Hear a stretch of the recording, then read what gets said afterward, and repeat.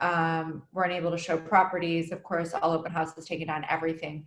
And then I think the timing was kind of funny. Right after unemployment became a thing, we were deemed essential so we could work again. It's just my own little funny haha.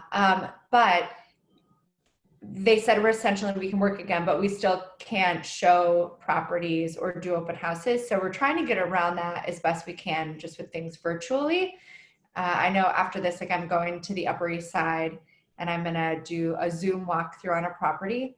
And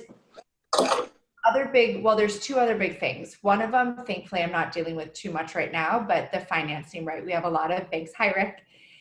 We have a lot of banks that are not lending. I have a couple of agents, not myself, but I have a couple of agents that have been sitting at the closing table and the banks have said, sorry, we're not going to be able to lend this anymore. So that's a big thing. And second is, while we can have contingencies in contracts, there's some language that is allowing buyers to back out if they don't have approval from the board. It's language that's always been in contracts, but it's never been an issue. But now, just because of the timelines of things happening, that's becoming an issue for some people. But yeah, those I think are the biggest challenges. Yeah. So we're obviously facing in New Jersey a lot with virtual showings. How are you guys navigating that and still having like an opportunity to sell homes? So I'm watering a lot of plants for people. That's what Tell me about that. Yeah. I'll be, like today I'll probably go to the door and be like, oh my gosh, I can't believe we left the fresh flowers upstairs. I have to go get them out so they don't spoil, or water the plants, or some excuse to kind of get up and into the apartment. Whatever we can do here. I do have to say though, I have some buyers that are buying sight unseen, and it has been such a blessing for my business because, I ask clients, I ask other agents for videos of their properties for me to send along. And some of them don't have them, but the majority do. They'll either have a walkthrough or a video, some sort of something. And my clients' feedback on what videos and what tours are the best for them has been invaluable. I used to myself do a lot of the videos that were almost more artistic, where you'd have like the drone showing you like the bedroom and the music is playing, and then it's like showing you this room and this room. And I'm like, I love these videos. They're great. And then, my client most recently was like, I don't know anything from this video except, it looks really nice, versus some of the and they, were getting, I guess, a much better sense out of that. So it's amazing and fascinating to see what really translates to a buyer versus what we think is beautiful and artistic as an agent. And also what our sellers are like, yeah, I want one of those videos, right? But if it doesn't translate to the buyer, it doesn't as much. Yeah. So I want to open this up and have, an open conversation. Obviously right now I'm not doing business in New York. I happily let that go in order to be your fearless team leader. So talk to me, you guys. What are you guys experiencing? How can we kind of mastermind around a couple topics? And, let's start with virtual tours. Are you guys doing virtual tours in the city? Don't be shy. I'll actually share with you guys, if somebody is really big on working with sellers, I'll grab it. 1 second. Yeah. I see a lot of names and not a lot of faces. Come on, people, don't be shy. This is what you look like. I hate to tell you that. Sorry. I just tried to have a shake. My sisters told me to put avocado in it. It is so gooey. I feel like I'm just really mean. I'm sorry. I invested in the Theta V Rico. This fabulous little thing does 360 videos. It was $1,000, so it's an investment, but I'm still doing listing appointments by Zoom and like showing them like, yeah, my 360 camera, and it's so easy to use. If I can use it, anyone can use it. uh, I'm not really a millennial at all, and I'm not techie. But the quality of what comes from it is unbelievable. And as I said, I can use it. You just put it on a stand and click a button on your phone, and it does the photos, and you do it in each room. It's amazing. So that was one of my COVID investments. And then I did get one of those gimbals to do the walking tours. Because if you don't have somebody else to walk with you, it's so nice, and it's a steady cam. And that I think it was under $100 on Amazon. But for me, those two things were huge. And I'm even doing stuff in my own apartment now as examples to send to sellers to be like, this is what I'm going to do for you, and expireds. Like, wouldn't you like these two things ready to go when we're ready to go on the market? Yeah, and someone just put in chat, what was the name of that camera again? Yeah, it's I can actually type it in there. It's Ricoh Theta V. They have one that is less expensive. And I did a lot of shopping around and talking to a lot of people before making this purchase, and just Ricoh Theta V. Yeah, I'm trying to find it here online so I can link it. Yeah, and I would suggest looking at videos as well, because I watched a few videos where some people would go on, and the gimbal.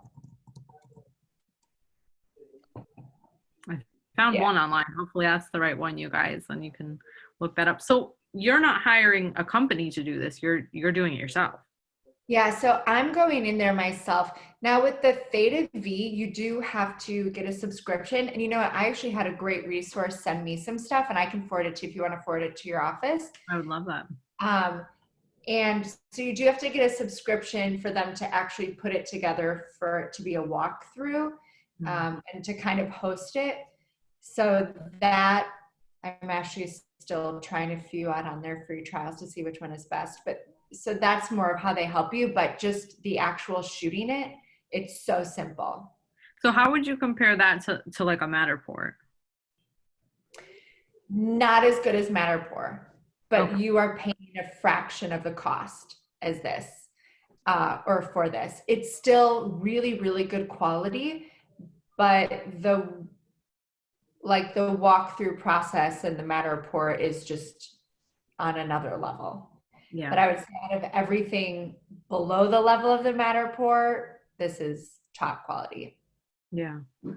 So I actually wrote down a couple things, kind of my thoughts on virtual showings. And I want you to kind of give your thoughts, and anyone else can kind of give your opinion as well. And I wrote down kind of the things that you can do before you would really even need to entertain an in-person showing. And I have one, get the pre-approval. And this is for a buyer, obviously working with a buyer. Make sure that you have a real pre-approval, and even better if you have what's the word I'm looking for? Pre-commitment. Number 2 is to do a buyer's consultation via Zoom or however. Number 3 is to narrow down the neighborhood. You know, back in the day before COVID-19, we used to go out and show 15 homes in 14 different neighborhoods and then figure out from there which one people liked. So educating your clients on neighborhoods and getting, narrowing down what neighborhood, especially in the city. I mean, why are we even looking at homes all the way on the Harlem and then the Upper East Side? And then it's silly. Number 4 is to send MLS properties. Number 5 is ask the client to drive by the property and around the neighborhood or walk the neighborhood. 6, virtual showing of 3D tour or a video tour from the listing agent. 7, a virtual neighborhood showing via Google Earth or, whatever else you can get a street view.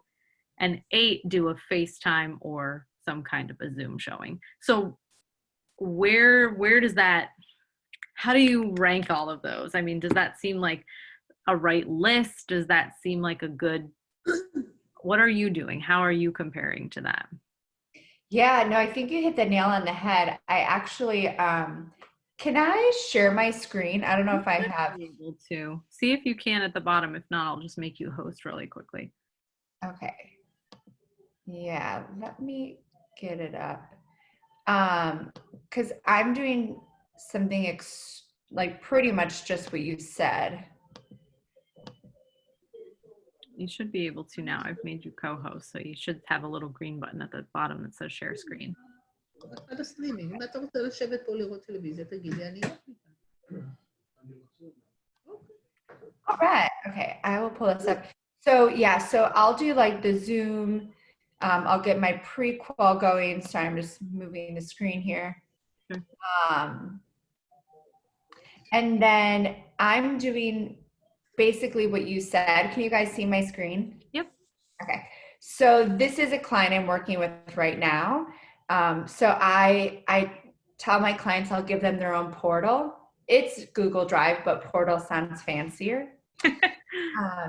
And then I'll put together a spreadsheet for them of all of the properties. You know, after I send them a list, it'll be all the properties that they're interested in and just kind of a side-by-side so that they can see it all visually together. But if they click on any one of these, it'll take them to a folder that will have a file on that one. So in that file, it's going to have a link to the actual listing. I'll have the video link that I got from the other agent to start, the virtual tour link. And then as you said, like a Google Street View is amazing. I just have that. I'll just, you know, type in the address. When it comes up, I'll just click on the Street View, copy and paste that URL so that they can just click on it on their own and go up and down the street and see what it looks like to them. And then once they narrow it down, then go do like those in-person Zoom calls. Or I've actually had, I've had the listing agents offer to go there and do the Zoom call, and then myself and the client would be on the Zoom call. And the other thing that I'm thinking about doing with clients that don't have as much time is just myself doing a Zoom call with the listing agent and recording it. And then I'll probably, you know, just upload that here. So they have it all in one place so that they can look at it when they have time. That's super smart. Now, are you getting on a Zoom call to walk them through the property? Because I know that's something that we've kind of talked about, is that if you go ahead and send something like that and say, here you go, you've now taken yourself out of the equation. So are you getting on a Zoom call and walking them through and then sending them that information? You know, I haven't. I'm also extremely diligent in my follow-up. So when I send them an email, I boomerang it. I've been cutting expenses like a mad woman during this, but boomerang I will not cut. So the boomerang, I'll click it so I want to be notified when they open it. So as soon as they open it, I'll get a, you know, little alert that they opened it. And then I can look at it to see if they've actually clicked on the links. Because I know sometimes, you know, especially like this one client in particular, he's moving here extremely busy. He's working like 14, 15-hour days. But if he's had time to open up the link, I'll just call him and be like, hey, you know, I just wanted to make sure you knew I sent you the link. Do you have any questions? He doesn't know that I'm stalking him to know that he just opened it. So I'm just very on top of it that way. But I don't think that's a bad idea to go over it with someone. So say that again. I mean, Boomerang, tell us about that. Yeah, so Boomerang, it's a plugin for Gmail. And so you download it, and then when you're sending out an email on the bottom, it gives you a couple options. Like you can just have it boomerang automatically in a couple of weeks. You can have it boomerang if no one opens it, boomerang if people don't reply. But I just click for it to like boomerang within 2 days if it's not opened. So and it's then not again. No, so boomerang it, sorry, so boomerang it back to me. Okay. So then I'll like get an alert in my inbox. But then that means as soon as they do open it, I get an alert saying like such and such property was opened. And then when you click on that, it'll bring you to the original email and it'll show you what links they clicked on and at what time they clicked on it. That's very cool. Has anyone used Boomerang before? I've never even heard of this. I love it. Yes, I use it all the time. Really? I've never even heard of it. That's awesome. So far we've gotten a ton of tips. We've gotten the Ricoh Theta V, a gimbal, we've got boomerang, and we have all this list of things that you're sending out to your clients. So very cool. Oh, and I will send, somebody wrote in the chat, I'll send a link to the tour in with the email that I send you with the camera information. Awesome. That's all. So how are you, and I won't monopolize too much just asking questions. I want to open this up to everybody else, but, and someone asked, how much is boomerang? Do you know off the top of your head? It's not a lot. And I pay for it on a team platform. I think it's maybe $10 a month. Okay. Maybe 14 max, but I have it for like up to 5 users. Gotcha. Okay. So my question was going to be, when you're looking at these, you've said that you've worked with the listing agents to try and get some of these videos. Now, what happens when you come across a property that your client's interested in and there's just no information? What is your process of reaching out to the listing agent? What are you asking them for? What does that look like? What do you mean when you say no information? So if you are looking at a property, let's say your client's looking at it on the ML or on StreetEasy rather, and sends you over something, says, hey, I'm interested in this property. Where do you go from there? Yeah, so I'll do my own research. We don't have the MLS, as you all know, so I'll do it on OLR on the back end to see if there's any information there. But I mean, I'll hop on the phone right away with the other agent to see what's going on. And if they have a video, if not, if also more or less like if they have access, I'm asking everybody, is it vacant or do the homeowners live there? That's kind of my first thing. Because if they live there and they don't have a video, I'm gonna ask them, how possible is it to get that video? But I know the answer is potentially not going to be as likely as if it's just something that's vacant. Gotcha. Yeah. So who has some questions for Erin, or who has some things that, you guys are using? What's successful, what's not, who's doing business in New York? Feel free to unmute yourself. You all come in muted automatically, please. I'll ask one question. So yeah. Erin, are you not allowed to show a buyer on a one-to-one basis in New York City?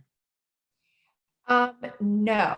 So we legally are not allowed to show them the property. Yeah.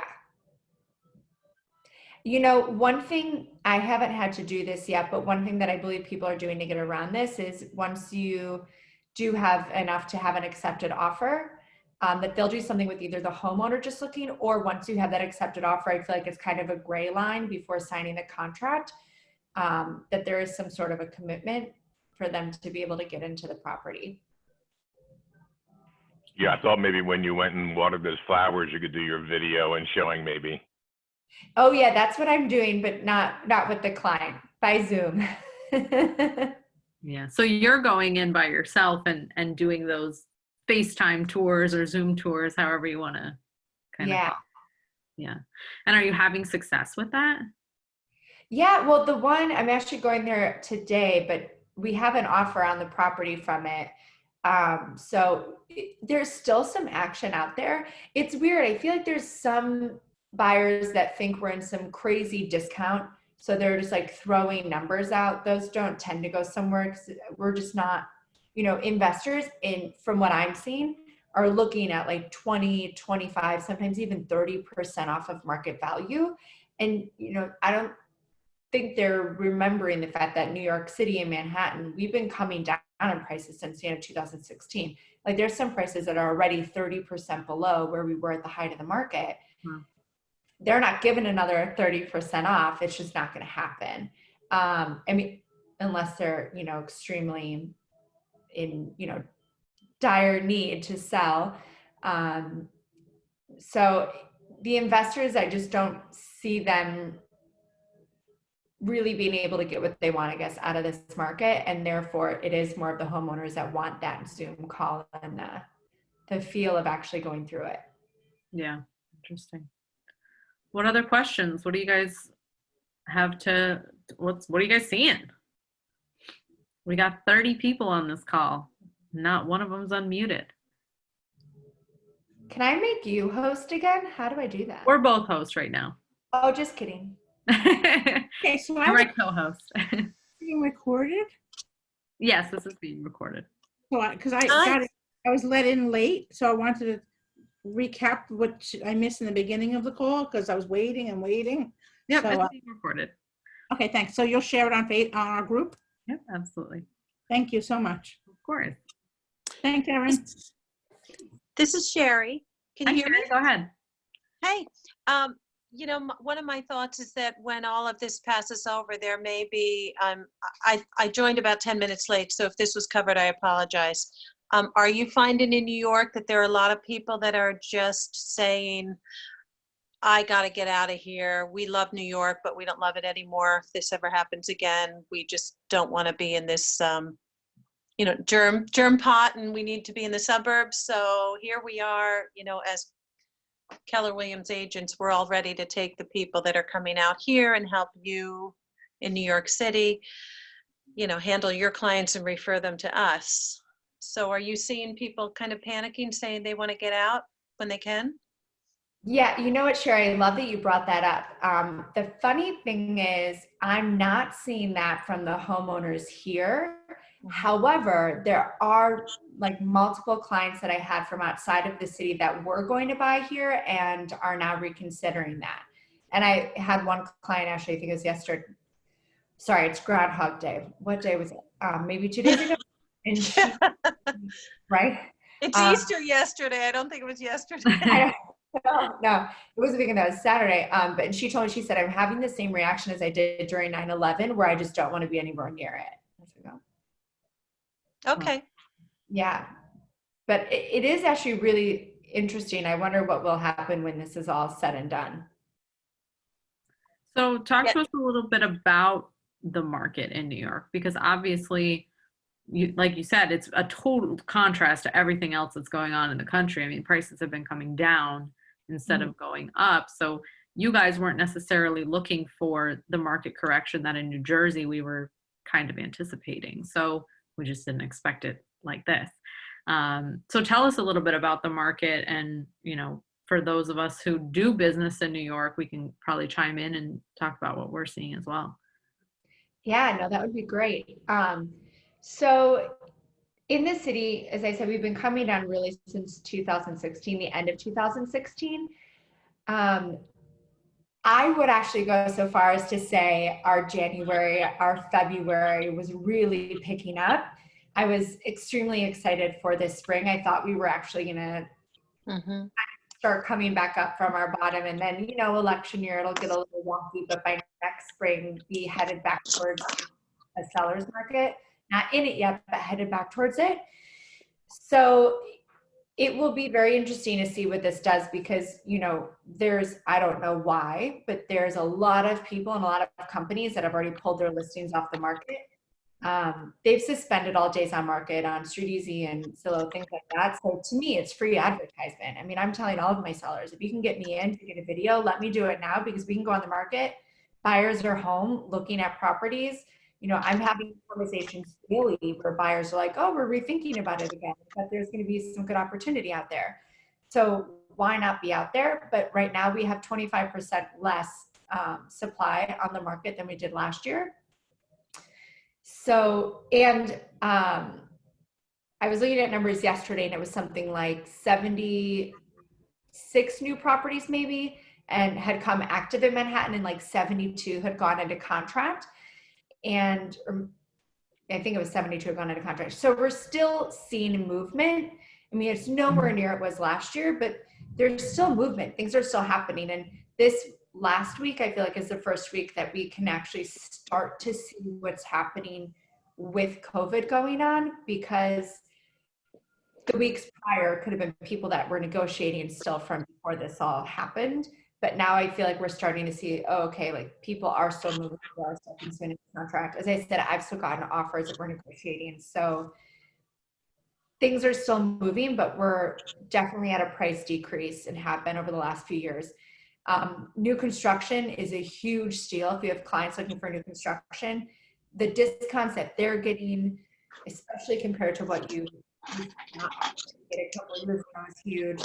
And then townhouses. I'm seeing a lot of people go into single family, because if you can go into, 2,500, 2,000 square feet new construction for 3.5 million and your monthlies are 6,000, you could also get a townhouse that's a little bit bigger and your monthlies might be literally between $400 and $800. So,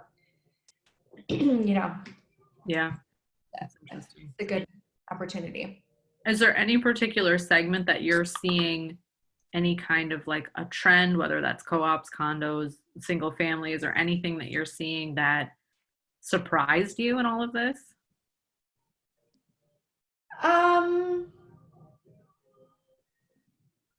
No, I think it's no surprise that co-ops are actually, this is a really big silver lining, if you will, to this. We have so many management companies and co-op boards that have kind of refused to go electronic. And this is really forcing them to start to go electronic. Like Board Packager is a company here that's really been leading the way with, trying to get board packages to be more electronic. However, there's still a lot of co-op buildings that would make you print them off and still deliver them, even though you uploaded it all electronically. But now it's really nice because it's kind of forcing these companies to go virtual, which is going to be wonderful. I hope it continues forward for the foreseeable future. But trends, I'm not really seeing anything specifically, to be honest with you. I feel like the biggest thing is that sellers are not coming down in prices right now. I think they're really staying where they are because they know that people are not as active, right? Because they're not out there. They don't see as much activity in terms of offers coming in as they would if this wasn't happening. But I think the discounts are a little bit higher now because of that, because they're not adjusting, every couple of weeks because of the market. They're just doing bigger adjustments when the offers actually come in. Interesting. So what are you doing right now in terms of lead gen, if you are doing any lead gen? Because obviously New York cold calling is a giant no. Yeah. So what does that look like for you? What does your day look like now? Yeah, so I'm gonna show you. So every day, I'm like, I still do my calendar. I still do my 411 on Sunday nights and plan out my whole week and then do my daily calendar. If I didn't, I would probably sit on my couch and watch Homeland. I have to do that. But every day I'm actually doing, how many of you are in Command? Are a lot of you embracing Command yet? Yeah, okay, that's awesome. So one of the first things that I wanted to do with COVID was reduce expenses. I'm paying a lot for Infusionsoft, so I figured now is my time to get to Command. And I've changed databases once in the past, and I to this day believe the best way to do it is to ask everybody if they want to go into your database before you put them in.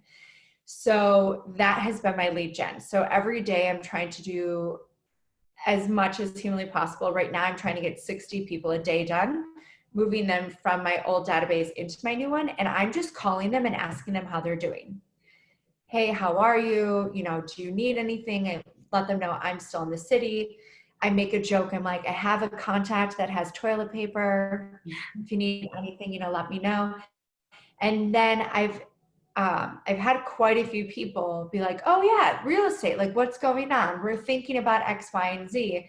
And then I've been able to set up like Zoom calls for either later in the day or later in the week so that we can actually have a conversation about it. But to be completely honest with you, I'm making at least 10 voice-to-voice contacts a day. Some people I'm still just connecting to by text messages or emails, but I'm probably adding like 2 people to my pipeline that are like, we actually do really want to take advantage and get something bigger. Or when this is done, we definitely want to sell. So it's been really nice. And the reaction someone I was emailing with the other day is like, hey, I got your call 2 weeks ago and I just can't thank you enough for thinking of us that way. So I think it's a great way just to build a relationship with people deeper than you had it before, even if you're not getting the business out of it immediately. Yeah. And to be clear, you said 60 people. Yeah. A day. Did you guys all hear that? 60 people. We're not talking about 10 or 20. We're talking about 60 people a day. Just thought I'd throw that out there. All right. Well, Yeah. I've been talking your ear off for a half an hour. Guys, what questions do you have? What are you seeing? I see several of you on this call who do a ton of business in New York. So what are the trends? The same question I had for Aaron. What trends are you seeing? And let's have a conversation around it. Don't make me start calling names. Well, I know that Erin, she's not seeing this, but I've been reaching out to my database as well. And what I've gotten actually 2 past clients that bought in the city before in the past, and now they want to get out and they want to buy something in Jersey. So one I have actually under contract in Jersey right now, and the other one I'm looking. We're looking in Jersey. So I am seeing people wanting to get out of the city. So how does that conversation come up and how do you navigate that conversation? Well, I'm not bringing up real estate when I touch my database. I'm sending them an email with information and then I call up with a follow-up call. And the only time that I bring up real estate is if they bring it up, because I want them to really understand that I'm only reaching out to them to be a source of information, support, to find out how they're doing, if they need anything. So a lot of them reached back out to me and said, thank you, and they didn't mention real estate, but thank you for the information. And we would just have a conversation. A couple of them, like I said, that I'm working with now, one said, thank you. I'm so glad you reached out to me. I was thinking about you. We really want to get out of the city. So that's how I approach it. Yeah. And do you see a lot of people looking for rentals outside of the city, or are they more looking to fully move and sell their property in the city? Well, the couple, I have 2 buyers that wanted to look to buy out of the city. Only a couple renters. But they're a little slow for some reason. I don't know why. If you really want to get out of the city, it's faster to do a rental, but the rentals are going a little bit slower. The ones that want to buy, they want to buy like this. Yeah. Interesting. Claudia, you look like you wanted to say something. Hi, yes, I am from the Ridgewood office, and I am licensed in New York as well. I'm in the Rockland County and Orange County area. So I have 2 listings. One of them has gotten a few drive-bys from people that are coming from the city. And that one is in Rockland County. And in Highland Mills in Orange County, I actually have an accepted offer, did inspections yesterday. And the way we navigated that was I did the videos and I sent them to the buyers. And then when the inspector came through, he actually FaceTimed with the buyers, and everything is going smooth. That's awesome. So Yeah. Is that where that gray line comes in once you have an accepted offer? I mean, how is that working for everyone with inspections? Well, they still have not seen the house actually physically. Wow. The way that we are going about it is that the buyer and the seller will then coordinate, before they sign. It was kind of a conversation that they had. The attorneys actually, opened that communication.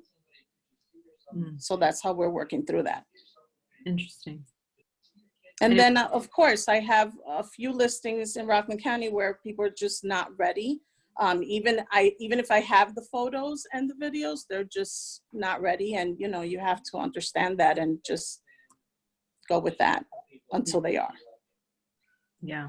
Are you getting pushback, Aaron, from people who are saying now's not the time? For buying or selling? Both, I guess. I mean. Yeah, I mean, there's definitely some people that were ready, that we're waiting on both, I guess. Yeah, buying and selling. Yeah. But then there's some that are more. Yeah. It's like there's a lot of A lot of people are in small homes in Manhattan now. Actually, I'm not surprised, Lisa, that people are kind of like, let me get out of here and let's get to more space in New Jersey. I'm actually surprised I'm not seeing more of that, right? We're so on top of each other here. Right, exactly. And it's especially if they don't have a balcony or a terrace, they're like, gotta go. Time to get a lawn, right? Yeah. So Leslie asked, she said, I have to ask this again. Do you call 60 people a day or just contact them any way that you can? I would say 40 of them are phone calls. I don't always get them. If they don't answer, I'll either follow up with a text message or follow up with the email. But there's like some people, they've just been in my database so long, our whole communication has been through text, or I know they prefer email, so I'll just send, communication to them that way.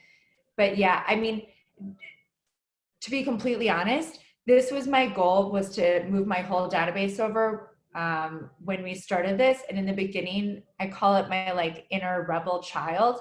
I was like, I have time. No, I'm gonna not, work hard all day. And now I'm like, uh-oh. So now I really have to play catch up and get as ahead as possible in hopes that we're out of this by the end of the month. So I've upped the amount of people that I'm contacting. Yeah. And it's interesting. I mean, we were talking this morning on a team leader mastermind about the curve. We've all heard about flattening the curve and what the curve looks like. And Governor Cuomo went on and talked about that we're probably right at the peak where we're going to start to see that, what they call flattening, where we've hit the number that last week we had a ton of people who were getting admitted into hospitals, unfortunately passing away. Now we're going to start to see it go down. So all this ramping up period, this was all how are yous. That was the call, is how are you? As we get to start to level off, it's not going to really be a how are you conversation. It's going to transition into a real estate and a business conversation. So now is the time that if you want to take advantage of what is going on with this market, your how are you calls have to happen this week. If you haven't been making those, in Erin's case, 60 calls per day, you're going to lose the opportunity, because that's a very easy call to make, is how are you? Do you have toilet paper? I mean, what's going on in your world right now? Because if you don't call and say, how are you right now, you have lost the right to ask for business in 2 months. You need to make those calls right now to your database, because then you've earned the right to ask for business in 2 months. Would you agree with that, Erin? 100%. And I was just looking for it. I was on a call that Ben Kinney was running the other day, and he actually had some great scripts that I'll transition to in like the next couple weeks. But it was along the lines of, like, how are you doing? Has what's happening had any effect on your 2020 real estate goals? Yeah. Because then it's a great way to kind of bring that in. And I think that will be more of the direction of where the calls will head. As you said, like as we're starting to come down and getting closer to the end. And yeah, there's gonna be so many people that are anxious to get on the market, to go out and find something new, sick of their, 3 kids that are on top of them in the home. They're gonna want something bigger, maybe even get out of the city. So it's a good time to change that conversation. Yeah. And Kelly asked if there's any remodeling and updating work going on, or if that's stopped. I don't know if anyone kind of knows the answer, but you had mentioned new construction. What's going on with that? Do we know? I had one new construction where the C of O or closing was postponed because the C of O wasn't completed yet, certificate of occupancy. But most buildings that I'm aware of, like I know my building, you can't do any construction right now. They're just not allowing any construction in the building. And I know we've done a lot of masterminds in the New York office, and I'm hearing that a lot, that buildings just are not allowing construction workers to come in. Even like Verizon Fios has stopped doing, setting up internet in the city.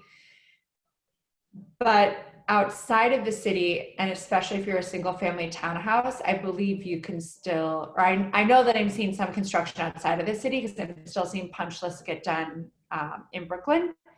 And then, single family, you own it, you can probably do what you want. So I think it's more like a building by building case, management company case and their rules over anything else. Gotcha. So I want to, we've got about 15 minutes left here. I want to ask you guys, what's the biggest struggle right now doing business in the city? Come on, guys. There's got to be one struggle. Otherwise, everyone's business is thriving and everyone's closing deals. You all put 5 under contract last week. What's the struggle? Let's talk about it. Not being able to show. You can't show anything. Even though you can do a virtual tour, I don't know too many people that would buy a multi-million-dollar apartment just on pictures or video. I mean, there may be some out there, but I don't know. I just don't see it. And that may be my limiting belief. Could be.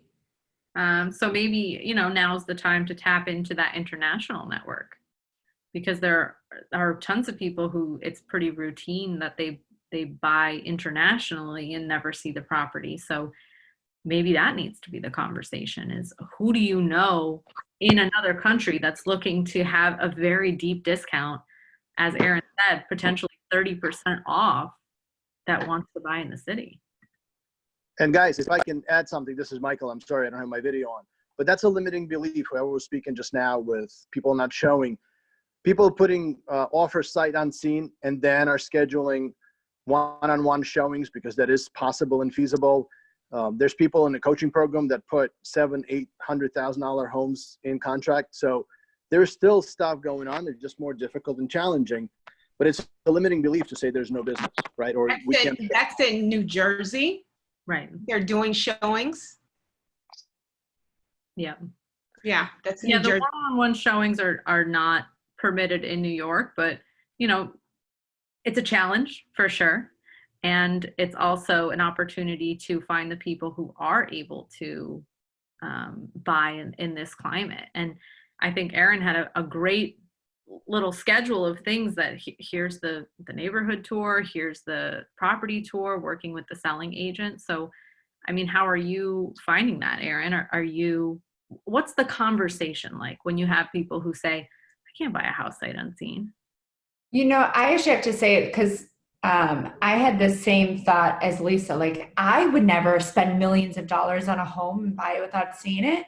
But like, I have this client in particular that's being relocated here from Nashville, and he's spending between $3 and $4.5 million on a home cash. I'm like, and you don't need to see it. Like, that's just not how my brain thinks. But it was interesting because his mind thinks I would never, like, him paying money on rent is a pain that far outweighs not seeing it, which is just, it was new for me to learn. And, but yeah, I mean, we had the conversation from the very beginning. Are you going to need to see the property before you move in? Because he wants to close by mid-June. And he was like, no, I'm not going to see it. And I said, okay, well then we need to go over specifically what needs to be in the home to make you happy, because I can't have you move out here and then decide after you close that this isn't the right home for you. What has to be in place in order for that to be, or for that to not happen. So we went through just his list of, what would make him comfortable, what steps we had to take to make him comfortable. Also, because I had somebody rent once sight unseen, they got here and they were infuriated, right? And it was all my fault. So I don't need that to happen with a purchase. So that was just really big for me, is making it crystal clear. And again, just being open to the fact that paying rent to them was so much more painful than putting millions of dollars down for a home and then, not being super happy with it, which was mind-boggling. Yeah, that's interesting. So are you doing anything kind of to protect yourself legally with the fact that they're purchasing something sight unseen? Is there any kind of like an additional addendum that you're putting saying, I understand I'm buying this without having seen it? Yeah, I know that there are things that they'll put in the contract. The attorney that I usually use, I asked her about it, and there is verbiage specifically for sight unseen. Okay. But yeah, we're Yeah, not. that's what Armin just asked too, if there's a way the attorney can put it in the contract. So it sounds like, yeah. Yeah, but I still want them to be so happy that they love me and recommend me to everybody. Yeah, absolutely. Well, if you can find your spouse online, you can find your house online. I've seen that meme Ooh, lately. I have not seen that. That's great. Write that one down. Put it on your Instagram. Yeah. What else, you guys? This has been like a private conversation between Aaron and I. I should have just recorded a little interview. What else are you guys seeing? Maybe not just in the city, but in Westchester and Rockland as well.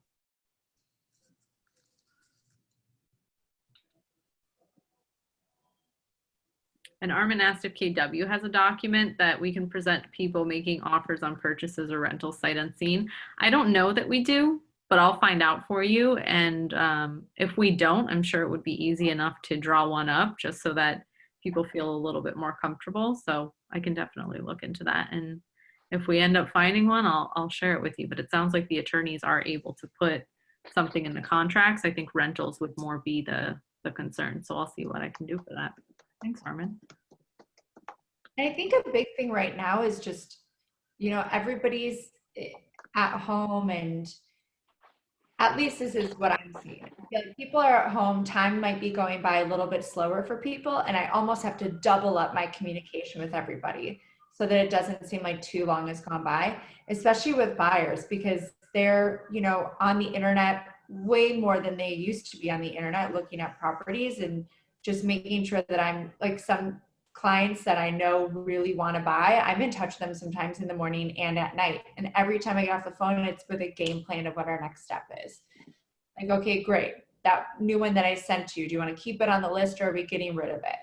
Like, because if you aren't leading, or at least what I'm finding is if I'm not leading them into the next step and into narrowing it down and closer to getting contract, then they're not, right? They're not pushing for it. It's our job to really push and keep the ball rolling when people are just sitting still, at home. Other than phone calls, are you doing any like videos or online marketing or anything like that so that you are exposing yourself to people more often? I'm trying to get people on the phone a lot more by video, just after, like, if they are expressing interest, and then I'll just share my screen and go over some stuff with them. But marketing, what I have to say, that's something with Command, I have promised myself to get all of my new contacts into it first, and then the next thing we'll be doing is those Facebook ads and learning some of the marketing. But I've not been taking advantage of that the way that I know some people are in the industry. Gotcha. And Evelyn asked, how are agents dealing with prospective sellers who would list but haven't done photos yet? Are you guys still able to get the photographer in there?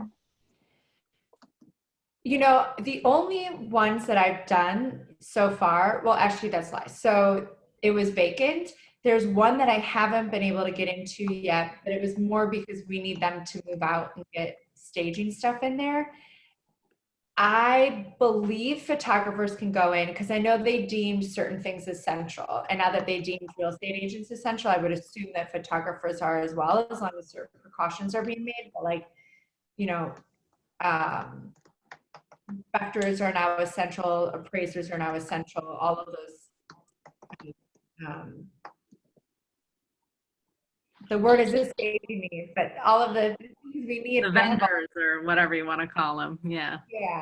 Yeah. So I would assume that photographers are, but I don't know if we can be in there when the photographer's in there. Sure. That I'm not sure. Okay. Anything else, you guys, before we wrap this up?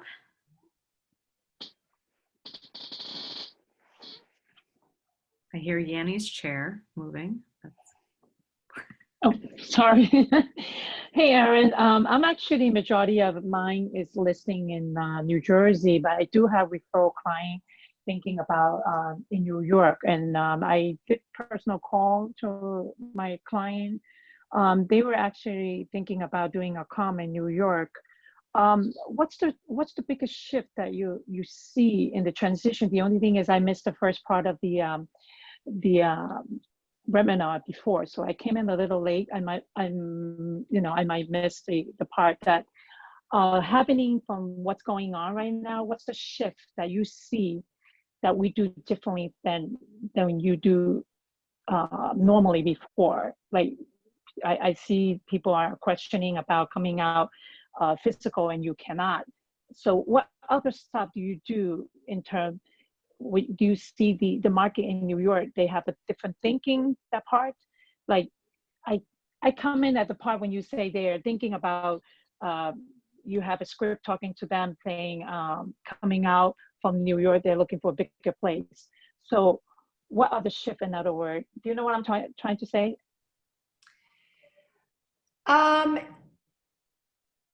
Do you mean a shift in terms of New Yorkers' mentalities?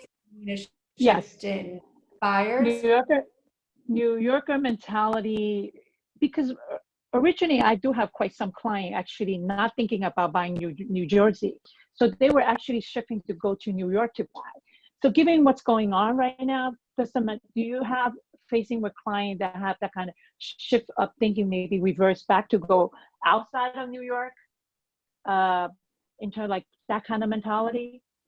Yeah, I know Lisa spoke that she's been seeing that more. I haven't been seeing as many people with that mentality, but also, a lot of my clients are like the New York strong clients, right? New York is always going to be stable. And so I think I might not be seeing as much of it just because of who my typical clients are that I typically work with. But, if you work with investors in this city, I would say things that are on the market now are on the market because they want to sell, right? Like no seller, I should not say that. Most sellers are not going to overprice something and then throw it on the market right now and, open their home for photos and virtual open houses and things of that nature if they're just kind of testing the market at a high price.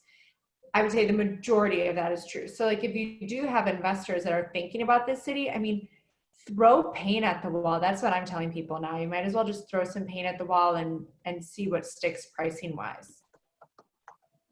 Do you change your pricing, given what happened to the market? Do you adjust your pricing? I would not, unless my client needs to sell. If I have a client that is coming up who is underwater. She's just underwater. Her and her husband, they have 2 homes. They live out in Long Island. They have a condo here. They're underwater. We need to price it below market value so that somebody feels comfortable buying it without seeing it immediately. If it's not that case, then I'm not recommending that they, underprice it. Unless, again, if they need the money, like if they have to sell, then underprice it so everybody out there sees what it is, and hopefully you can get multiple people interested. Interesting. Thank you. Yeah, of course. Well, thank you, Erin, so much for your time. I really appreciate you joining us for this, and hopefully this was helpful to all of you guys as well. We'll try to get you back. Once we're back to normal, we'll have you in person and we'll meet you. Yeah. And tell us quickly what areas you focus on or specialize in so that if anyone does have New York referrals, I know that a lot of people on this call obviously have their New York license, but some don't. So for those who don't, tell us a little bit about that. Yeah, absolutely. And also, you guys, just even if you need just a resource, maybe like what's the best place for me to go look for this for my clients, just let me know. But I've been doing it for 9 years, and I do work a lot off of referrals, also just within my database. So, Financial District up to Washington Heights, I've helped clients buy and sell in. And Brooklyn, though, it's, going to be the things that are closer that are still OLR based. Once you get too far out closer to Long Island, they're in their own MLS. And I'm always very honest. If it's an area I don't know and I don't think I'm getting all the listings, I would much rather you give them to somebody else that's going to be able to serve them the best. Awesome. So if you guys need a great New York resource, we have a ton of people who do awesome business in New York, and Erin obviously does exclusively in New York. So reach out to her, and she's going to provide me with some of the information we talked about today, and I will get that out to you guys on the KW Bergen County Partners page. So thank you again. I see a lot of gratitude in the chat box, so thank you so much. Guys. And thanks guys for joining me. We'll try to do this once a month, and if we need it even more than that, we'll make it happen even more than that. So Thank you, Erin. Perfect. Thanks, Aaron. Great information. Thank you, Rick. Good to see you guys. Yeah, thanks everyone. bye guys. Thank you. Email you in a couple hours when I get back. Perfect. Thanks so much. Thank Take care you. now. Bye-bye.